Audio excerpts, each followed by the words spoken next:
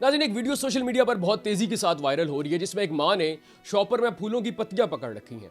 दूसरी सम से एक एम्बुलेंस आती है, वो माँ उस एम्बुलेंस पर फूलों की पत्तियां निछावर करती है और उसके बाद उस एम्बुलेंस के साथ लिपट कर जारों के तार बैन करना शुरू कर देती है।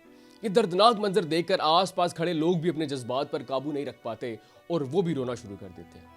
नाज़रीन, इस वीडियो की हकीकत जानकर आपका कलेजा आपके मुंह को आएगा। नाज़रीन, ये जो लड़का आप स्क्रीन पर देख रहे हैं, इसका नाम राजा गुलाम हैदर है।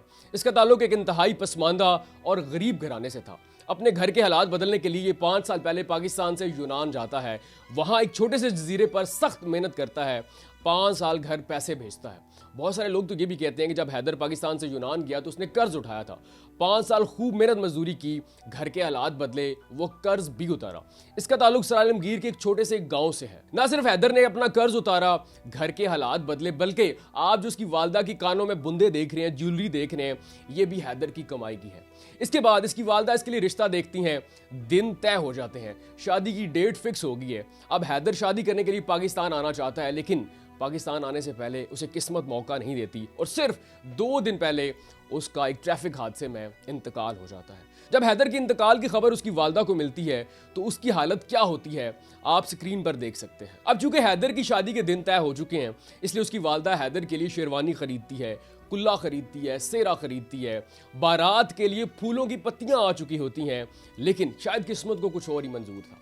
लेकिन उसकी वालदा अपने बेटे का इस्तकबाल भी बिल्कुल बारात की तरह करती है।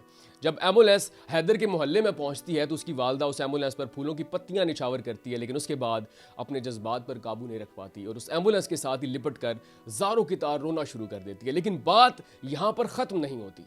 जब हैदर की कब्र तैयार हो जाती है तो उसकी वालदा उसकी कब्र पर उसका सारा सामान जो कि उसने उसकी शादी के लिए खरीदा होता है वो लेकर पहुंच जाती है। उसकी कब्र पर शेरवानी रखती है, पाँव की जानिब उसके जूते रखती है, सर पर कुल्ला रखती है, हार पहनाती है और उस पर नोटों की बरसात कर देती है। लेकिन उसके बाद एक मरतबा फिर अपनी जवान बेटे की लाश देखकर, उसकी कब्र देखकर वो माँ अपने जज्बात पर काबू नहीं रख पाती और जारों की तार कब्र के साथ लिपट कर रोना शुरू कर देती है। नाज़रीन, जब ये सारी तफसीलात मैं आपको बता रहा हूं तो आप सिर्फ एक लम्हे के लिए इमेजिन करें कि ये कितना रिकत अमेज मंजर होगा कि जिस बेटे को उसकी मां ने 24 साल नाजों के साथ पाला, वो अपने घर के हालात बदलने के लिए पाकिस्तान से हिजरत करता है। 5 साल मां की नज़रों से ओझल रहता है, खूब कमाई करता है, घर के हालात बदल देता है।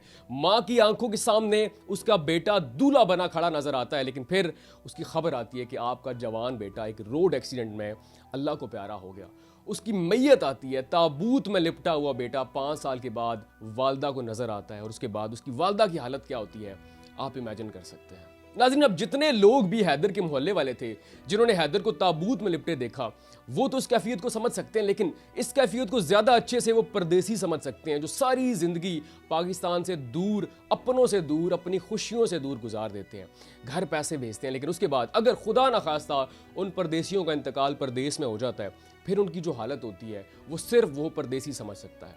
अब हैदर के रिश्तेदार चूंकि यूनान में मौजूद थे, इसलिए उन्होंने फौरन हैदर की डेड बॉडी पाकिस्तान भेज दी। लेकिन जो परदेसी वहां पर अकेले होते हैं, उनकी डेड बॉडीज का हाल क्या होता है आप अच्छे से जानते हैं। वो महीनों वहां पर लावारसों की तरह पड़े रहते हैं। हमारी एम्बेसियों में मौजूद लोग अपने ठंडे ठार कमरों में बैठे रहते हैं। उन्हें अंदाजा नहीं होता कि उनकी जिम्मेदारी क्या है और वो कर क्या रहे हैं। और फिर PIA जिसने वो डेड बॉडी पाकिस्तान पहुंचानी होती है, वो जिंदों का हाल क्या करती है, वो डेड बॉडी का हाल क्या करती होगी आप अच्छे से समझ सकते हैं। कुछ अर्सा पहले एक हमारी पाकिस्तान की अदाकारा ने कहा था कि ये परदेसी पाकिस्तान आते हैं तो कॉटन का सूट पहनते हैं और वहां शायद ये वॉशरूम साफ करते होंगे। लेकिन मैं ये कहता हूं कि ये जो पाकिस्तान आज चल रहा है, इसकी मैशत में हल्की सी अगर जान बाकी है, हल्की सी रमक बाकी है, तो इन परदेसियों के भेजे वाली रेमिटेंस की वजह से है। जब ये पैसे भेजते हैं तो पाकिस्तान का जो मैशत का पहिया है वो चलता है, लेकिन बदले में हम इन परदेसियों को देते क्या है। महीनों इनकी लाशें वहां सर्द खानों में रुलती रहती हैं। अगर किस्मत ने साथ दिया तो इनकी लाश पाकिस्तान अपने आबाई गांव में पहुंच जाएगी, वरना वहीं लावारसों की तरह तदफीन कर दी जाएगी। और उसके बाद आप ये भी देखें कि ये लोग महीना भर कमाते हैं, घर में पैसे भेजते हैं और फिर वीडियो कॉल पर तमाम खुशियां नम आंखों के साथ देखते हैं। अब इस वक्त जब ये वीडियो सोशल मीडिया पर वायरल हुई है तो परदेसी इस कैफियत को समझ सकते हैं और फिर अब ये पाकिस्तानी आपको कमेंट सेक्शन में बताएंगे कि इनके साथ वहां की एम्बेसी जो पाकिस्तान की है वो क्या करती है, हमारी जो एयरलाइंस है वो क्या करती है और परदेसियों का बहरहाल क्या होता है, और जब ये पाकिस्तान आते हैं चंद दिन के लिए तो इनकी कैफियत क्या होती है, और फिर जब हैदर जैसी हालत हो, हैदर जैसी वालदा जैसी हालत हो, तो वो कैफियत वो परदेसी समझ सकते हैं, शायद हम नहीं समझ सकते।